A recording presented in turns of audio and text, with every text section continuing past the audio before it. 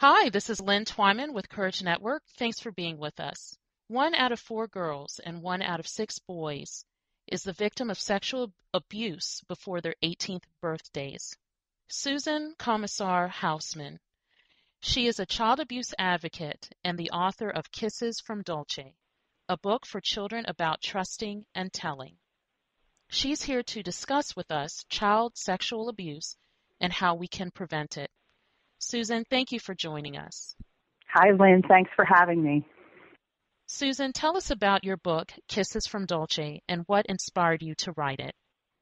Kisses from Dolce, a book for children about trusting and telling, really was a surprise to me. I had always done writing of some sort, journaling, poetry, short stories, but never in my thoughts did I have any idea of doing a children's book.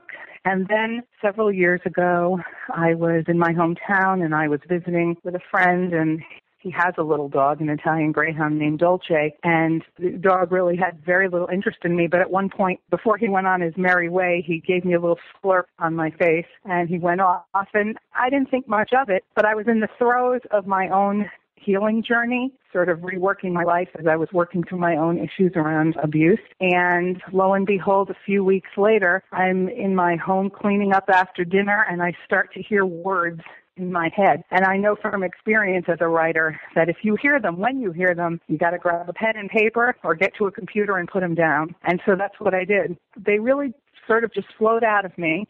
And when I was finished and I looked at what I had in front of me, I was floored because I believed I had something that A, was a metaphor for my own journey, and B, just might be helpful to somebody else. And in fact, when I took the words that I had to friends who are teachers in early childhood centers, people who are mental health providers for children, I was very encouraged by them to get this published as a book and make it a resource out there for kids to teach them about boundaries and bodies and to help them if they might, in fact, be being abused.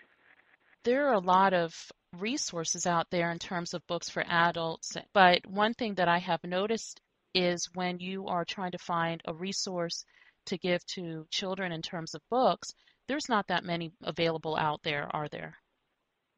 There aren't. I mean, it is something that the traditional publishing industry steers away from, I believe, because of the nature of the topic. And so the people who create books like this, they are people either who are professional to provide care. This is my experience and what I've seen to children on some level, whether it's educational or psychological, or survivors.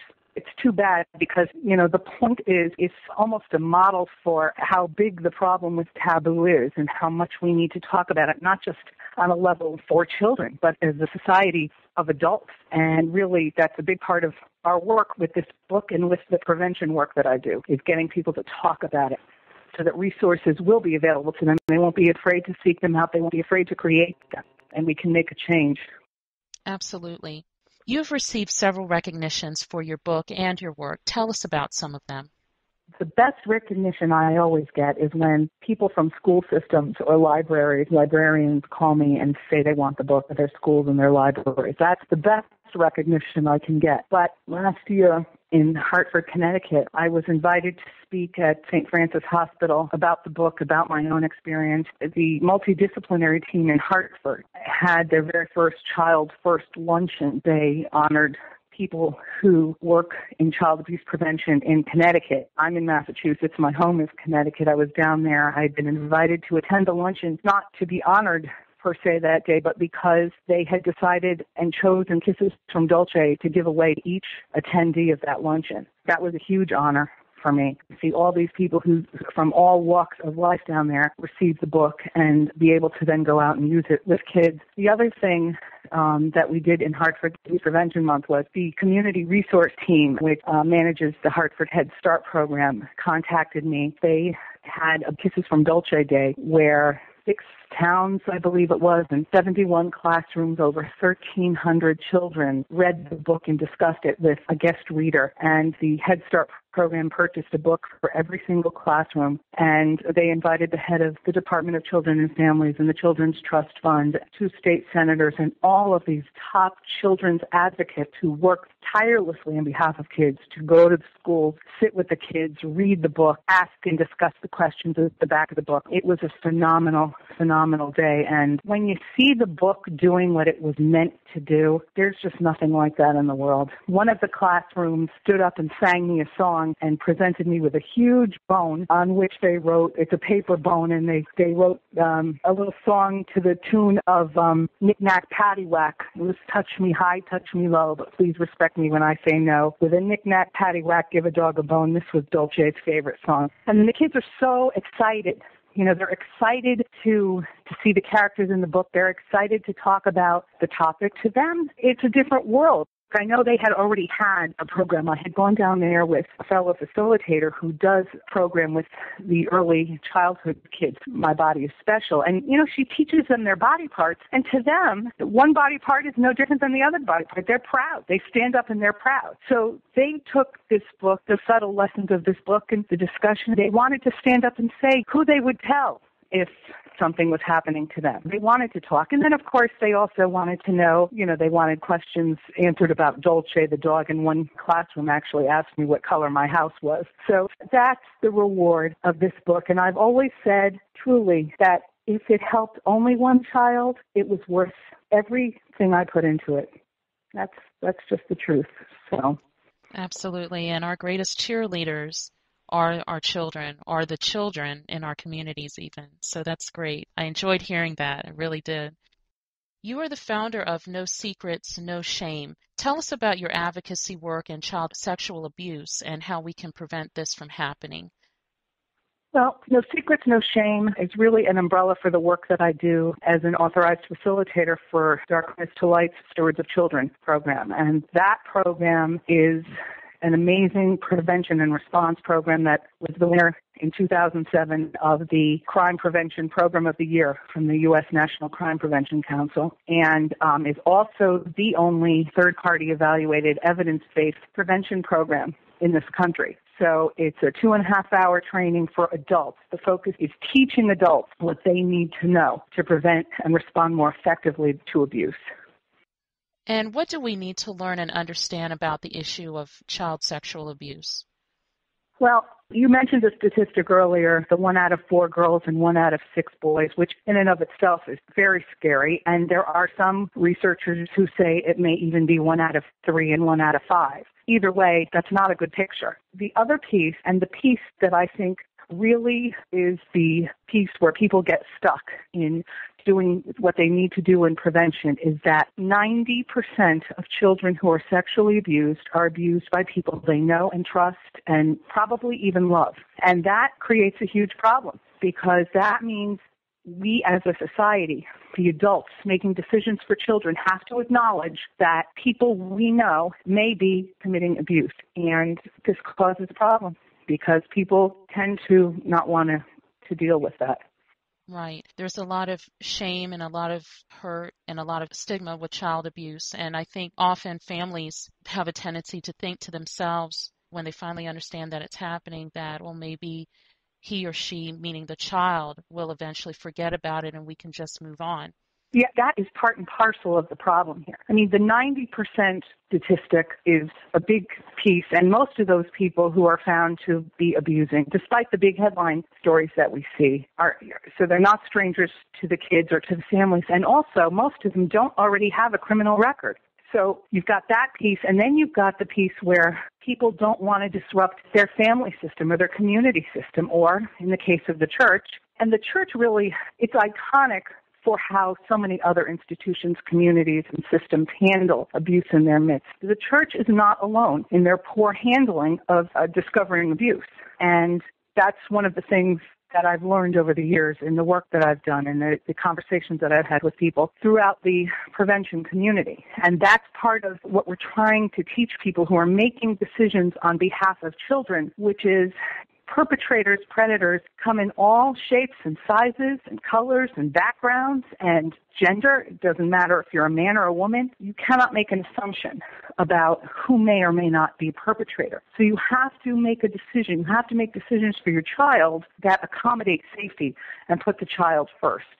And that's often an uncomfortable place to be. As a facilitator, I have done some work with organizations on changing their policies, working on child care policies, child safety policies within an organization. And really, on the face of it, most people are well-intentioned, but they're not going to say they want children to be in harm's way. But what I have seen time and again is when push comes to shove, it really takes a strong commitment. And we call it at Darkness to Light, a relentless compassion for putting children first that makes the difference in changing policies where you're requiring people you might have known for a long time, have worked with for a long time, have respected, requiring them to now follow a different protocol, maybe take a 2.5-hour prevention training or not work one-on-one with a child anymore in a secluded environment. One-on-one is invaluable, especially in a mentoring situation, but it doesn't have to be done behind closed doors. It doesn't have to be done in a way that can enable abuse if there's a tendency for that to happen.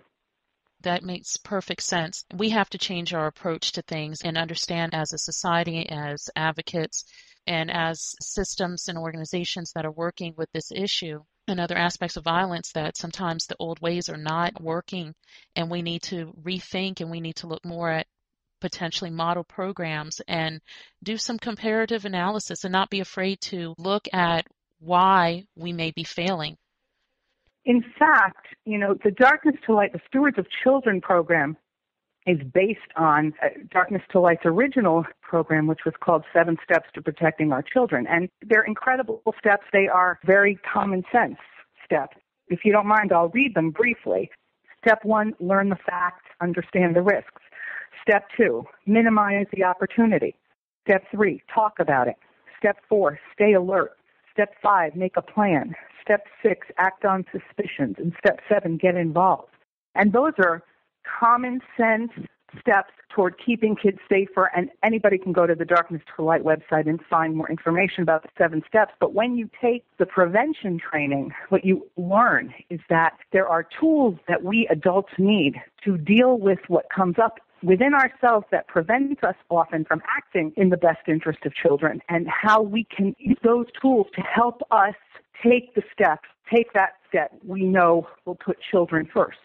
And the issue of mandated reporting comes up often when we're talking in our workshops. Even mandated reporters, people who do work with children because they love children, want to protect children, have issues around reporting sometimes, even if what they're looking at they can determine is a reasonable suspicion of abuse. The very common, typical internal questions come up for people. They have an internal debate. Well, what if I'm wrong? What if I make this report and it's not true? As opposed to thinking, what if I'm right? I have this information in front of me, these signs, or a child who's disclosed some type of information. And then they still have an internal argument with themselves about whether to report. Now, many, many people do step up, but what we found is that many people don't, and that they sit and have a roundtable discussion in an organization about should they or shouldn't they, and what will this mean. And the truth is that if you're a mandated reporter, or even if you're not a mandated reporter and you have your ethics put a child first, you have to say to yourself, I have this information, I have to turn it over, and they will do an investigation, and hopefully we'll know the truth. But you have to act in the best interest of the child. Children are so vulnerable, they don't have the resources that we adults do. They don't know how to reach out for support and community the way adults do. So we have to help them and protect them. And they look to us to do that. They are just making an assumption that they're going to be safe when they're in our care, and we have to act that way on their behalf. And I think you brought up a good point. I just want to mention that I think the key is proactive protection of children, not reactive, but proactive, and making sure that we are looking circumspectly at our environment and the people that interact with our children, with our families that are left in our care. And we are really keeping our eyes and ears open for potentially telltale signs. Yes. And even if a family member all of a sudden or even a friend comes to us and is experiencing stress in their own lives, to take note at all of those different things and consider if that type of stress inflicted on that person could potentially make them become or allow them to make decisions that they shouldn't. And where I'm getting with that, Susan, is just like if somebody comes to us and says, for example, I have a problem with alcohol, or I have a problem with a drug addiction or something, and not just keeping our eyes closed. So thank you so much for that helpful information. I did want to say that when we talk about proactive, several years ago when I was looking for resources on my own journey and I came upon the Darkness to Light website, that was the thing that drove me, it engaged me in that site, with that the basic tenet of the Darkness to Light program is that adults are responsible for the safety of children. And up until that point, I hadn't found any other website program that focused on that. And prevention was and is the main focus of their program, because there are ways to educate people about how they can change circumstances in their lives, what they can do, how they can make decisions that will keep their kids safer. I think that that's really key. I think we can't throw up our hands and say, it can't be prevented. I can't be with my child 24 hours a day. And the truth is you don't have to be, but you have to know how you can arrange your life and your child's life so that things are safer than they might have been before. Susan, tell us a little bit about your current novel that you're working on for adults. It's funny. I started working on this book before Kisses from Dolce, and in the guts of it has been done for a long time. And once Kisses from Dolce started becoming a reality and I started focusing on that and leading workshops more and more, the time to finish the other book just seemed to get less and less, but I've gone back to it and I've been working on it. It's a book for adults. It's called The Nature of Joy. It's about a woman named Joy and her journey. And it really is told from my own experience. When I was going through my own understanding and awareness of what happened to me and how it affected my life, my thinking, my choices, I did a lot of journaling. And I've always been pretty creative. And I went back to the drawing board to write the story, but in a fictionalized version because I felt freer at that time to really just express myself. And so I've gone back to that now. And my hope is that when it comes out, it will be much like Kisses from Dolce is a springboard for discussion for people. Kisses from Dolce, of course, is a children's book. It has a page of questions to consider with the children. It has a page of resources for adults. Probably at the Nature of Joy, there will be similar resources for people. But it's really the more sophisticated intricacies of a journey of someone who's discovering how abuse really affected her life choices. And you can survive and thrive. You find your community of people who believe and help, support you and love you, and you keep marching forward, one foot in front of the other.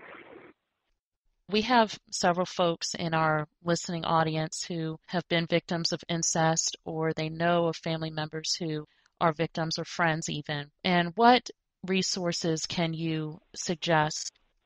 There are national resources, there are local resources, there are online resources. If a survivor, an incest victim, a child abuse victim goes online and goes to either the Darkness to Light website, the RAINN website, RAINN, or the Stop It Now website, each of those websites has resources where to get help, and they can help you with that. They can also provide local resources for you through their own website. They refer you back to your own area to help people find what they're looking for. And if somebody might not be able to access that information, I always tell people, I don't care if you're 50 years old and you're discovering this about yourself or you're dealing with something that happened so long ago. There are children's advocacy centers throughout this country that are incredible, incredible resources. And if you pick up the phone and you call a children's advocacy center in your area and you tell them what you're looking for, they will point you in the right direction. If they don't have it there for you right in their facility, they will find someone for you. And of course, there are online resources. So if you go to a search and you put in resources for child sexual abuse victims or incest victims, you will come up with a list of online resources. There are online groups. You can take a look at those. There's a lot of support out there for people. And Susan, how can folks reach you? I have a website, www.kissesfromdolce.com, and there is a way to email me through there, and if they have trouble finding that, they can email me directly at kissesfromdolce@gmail.com. Great. Well, Susan, again, thank you so much for being with us today, and we really appreciate you sharing your experience with the inspiration behind your book, Kisses from Dolce, and we also appreciate your advocacy. Thank you again. Thank you, Lynn. Again, Susan's website is kissesfromdolce.com. I do encourage everyone to visit the website and learn more about not only Susan's book, but also more about the issue with child abuse. And I do want to mention that a percentage of the sales of each new Dolce book is donated to a child sexual abuse prevention workshop fund. For our listeners, this is Lynn Twyman with Courage Network.